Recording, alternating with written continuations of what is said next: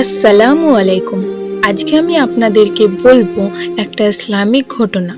মহানবী সাল্লাল্লাহু আলাইহি ওয়াসাল্লামের ঈদের দিনের একটা ঘটনা। মহানবী সাল্লাল্লাহু আলাইহি ওয়াসাল্লাম বেঁচে থাকাকালীন ঈদের দিনের একটি শিক্ষণীয় ঘটনা। আমাদের প্রিয় নবী রাসূল সাল্লাল্লাহু আলাইহি ওয়াসাল্লাম ছিলেন একেবারে এতিম। এতিম ছিলেন বলেই তিনি বুঝতেন এতিম ও অসহায়দের মনের কষ্ট, জীবনের কষ্ট, কাজের কষ্ট, তাদের সকল কষ্টই তিনি অনুভব করতেন একান্ত হৃদয় দিয়ে। ফলে তাদের যেসব কষ্টের তুষার দূর করার জন্য রাসূল সাল্লাল্লাহু আলাইহি ওয়াসাল্লাম সকল সময় থাকতেন ব্যাকুল। তাদের প্রতি ছিল তার বিশাল হৃদয়, আকাশের মতো তার চেয়েও বিশাল। বিশাল ছিল তার মন ও ভালোবাসার দরিয়া। সেখান থেকে উঠে আসতো দরদে তুফান, মমতার ঢেউ। সেই ঢেউ আছড়ে পড়ত নবী সাল্লাল্লাহু আলাইহি ওয়াসাল্লামের চারপাশে। সকলের হৃদয়ের দুকুল ছাপিয়ে যেত রাসূলের সাল্লাল্লাহু আলাইহি ওয়াসাল্লামের ভালোবাসার কমল তুষারে। মানুষের প্রতি মানুষের ভালোবাসা সে তো এক মহৎ গুণ। মানুষকে ভালোবাসতেন রাসূল সাল্লাল্লাহু আলাইহি ওয়াসাল্লাম মন দিয়ে, প্রাণ দিয়ে, জীবন দিয়ে। কিন্তু এতিম, গরিব, সুস্থ ও অসহায়দের প্রতি রাসূল সাল্লাল্লাহু আলাইহি ওয়াসাল্লামের ভালোবাসার মাত্রাটা ছিল অনেক অনেক গুণে বেশি, যার কোনো তুলনাই হয় না। সেই ভালোবাসার নিজের তো রয়ে গেছে রাসূল সাল্লাল্লাহু আলাইহি ওয়াসাল্লামের জীবনী। তার জীবন ইতিহাস যেমন শিক্ষণীয় তেমনই পালনীয়। ঈদ মানেই তো খুশি আর খুশি, আনন্দের চল। সবার জন্যই চায় ঈদের আনন্দ, সমান খুশি। কিন্তু চাইলেই কি সব হয়? কিন্তু ব্যতিক্রম তো থেকেই যায়। যেমন রাসূল সাল্লাল্লাহু আলাইহি ওয়াসাল্লাম সময় এক ঈদে নামাজ শেষ করে ঘরে ফিরছিলেন। দয়ার নবীজি সাল্লাল্লাহু আলাইহি ওয়াসাল্লাম তিনি দেখলেন মাঠের এক কোণে বসে কাঁদছে একটি তুলতুলে কোমল শিশু। এই শিশুর খুশির দিনেও কান্না অবাক হলেন রাসূল সাল্লাল্লাহু আলাইহি ওয়াসাল্লাম। তার হৃদয়ের বেদনার ঢেউ আছড়ে পড়ল। রাসূল সাল্লাল্লাহু আলাইহি ওয়াসাল্লাম ছেলেটির কাছে গিয়ে কান্নার কারণ জিজ্ঞাসা করলেন। কারণ জিজ্ঞাসা করায় শিশুটি বলল, আমার আব্বা মা নেই, কেউ আমাকে আদর করে না, কেউ আমাকে ভালোবাসে না, আমি কোথায় যাব? এতিম নবী রহমতুল্লাহ আল আমিন ছেলেটির কথা শুনে গরমে কেঁদে উঠল। নবীজি সাল্লাল্লাহু আলাইহি ওয়াসাল্লাম কোমল হৃদয় জেগে উঠল তার মর্মবেদনা। তিনি পরম আদরে শিশুটিকে বাড়ি নিয়ে গেলেন। হযরত আয়েশা রাদিয়াল্লাহু তাআলা আনহা ডেকে বললেন, হে আয়েশা, ঈদের দিনে তোমার জন্য একটি উপহার নিয়ে এসেছি, এই নাও তোমার উপহার।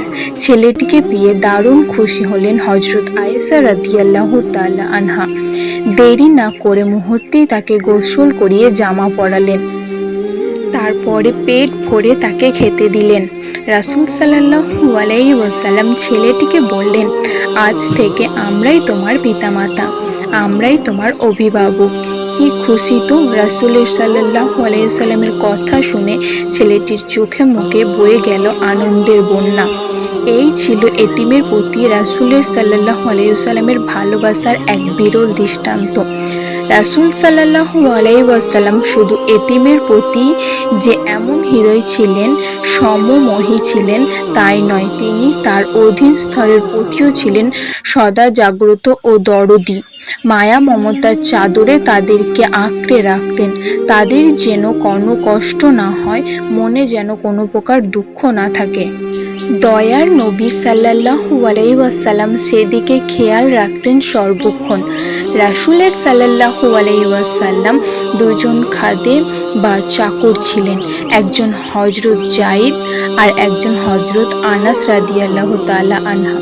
তাদের সাথে রাসূল সাল্লাল্লাহু আলাইহি ওয়াসাল্লাম কখনোই মনিব সুলভ আচরণ করতেন না, কড়া ভাষায় কথা বলতেন না, খারাপ ব্যবহার করতেন না, মেজাজ দেখাতেন না, আদেশ কিংবা নির্দেশ কঠোরতাও দেখাতেন না, বরং আপন পরিবারের সদস্যদের মতোই তাদের সাথে ব্যবহার করতেন।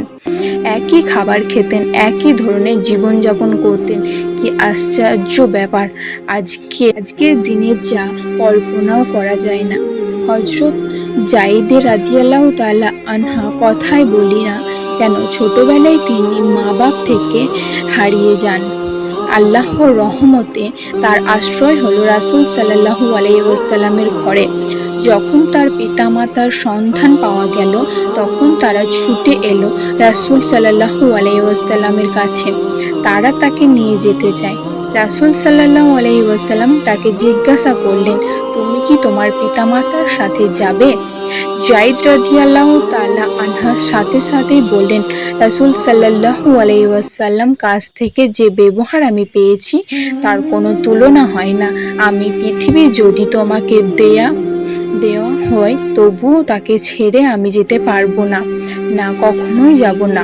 হজরত আনাস রাদিয়াল্লাহু তাআলা আনহা, তিনি ৮ বছর বয়সে রাসূল সাল্লাল্লাহু আলাইহি ওয়াসাল্লামের খেদমতে এসেছিল।